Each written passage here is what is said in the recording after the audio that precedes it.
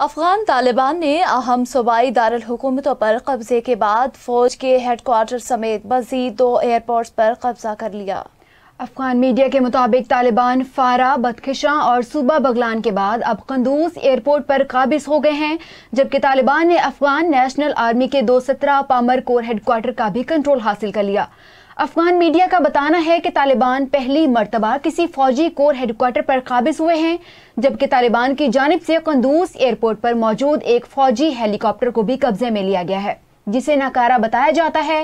Afghan media کا کہنا ہے قندوز ایئرپورٹ اور کور ہیڈ کوارٹرز پر حملے کی کچھ ویڈیوز سوشل میڈیا پر سامنے آئی ہیں، جن میں افغان فوجیوں کو طالبان کے سامنے ہتھیار ڈالتے دیکھا گیا ہے۔ میڈیا رپورٹس کے مطابق طالبان نے جوزان شہر کے شبرغان ایئرپورٹ کا کنٹرول بھی حاصل کر لیا۔ افغان میڈیا کے مطابق ذرائع کا کہنا ہے بدخشاں سیکورٹی فورسز نے کچھ اضلاع میں پہنچنے کی کوشش کی، لیکن اس دوران انہیں طالبان کی شدید مزاحمت کا سامنا کرنا پڑا، جس میں کچھ ہلاکتیں بھی رپورٹ ہوئی ہیں۔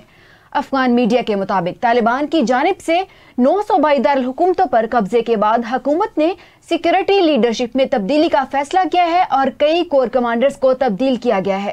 میڈیا رپورٹس کے مطابق ایک رکن اسمبلی کی جانب سے بھی قندوز ایئرپورٹ اور کور ہیڈ کوارٹرز کے تمام ساز و سامان کے ساتھ طالبان کے قبضے میں جانے کی تصدیق کی گئی ہے۔